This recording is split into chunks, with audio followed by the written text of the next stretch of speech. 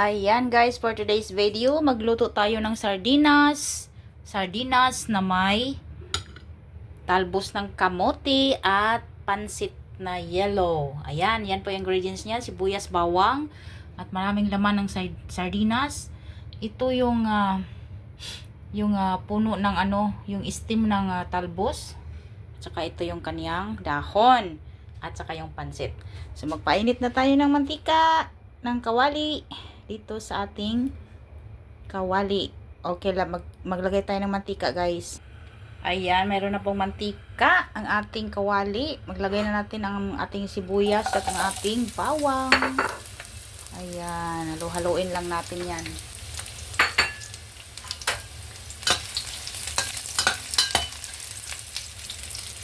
Hanggang maging brown siya.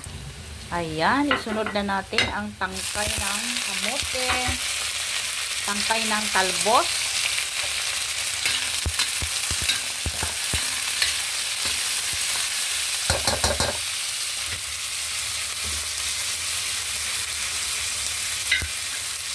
and of course, isunod natin ang sardinas. So, maraming sardinas.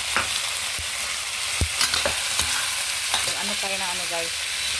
Makakamoy kasi. So, lagyan natin ng tubig. Lagyan natin siya ng tubig. Yan. Nagdagan pa natin ng tubig, guys.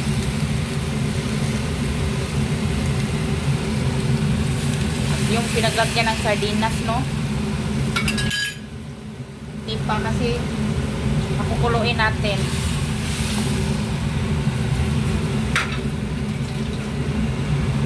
Ayan, hayaan lang muna natin kumulo para isunod natin yung dalawa pang pansit at saka yung dahon. Ayan, takpan muna natin. Ayan, tingnan nyo guys, kumulo na. Ilagay na natin ang pansit. Wow, sarap nito guys. Haluin natin ng konti. Ayan. Huwag na nating huwag na nating durugin yung sardinas. Okay na yan. Pakuluin natin ng kunti. Ayan guys. Pwede na natin ilagay ang dahon ng talbos ng kamote. Sarap yan. So, haluin lang natin.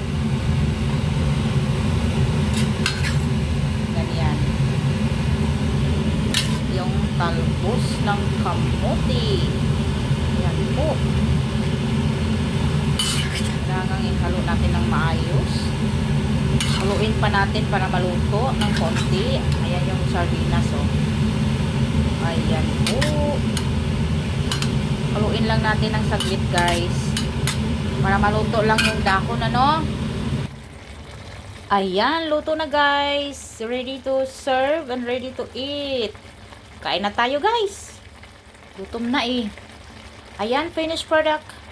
Pwede na po yan. Patayin na natin ang apoy. Ayan, kakain na tayo. Thank you for watching.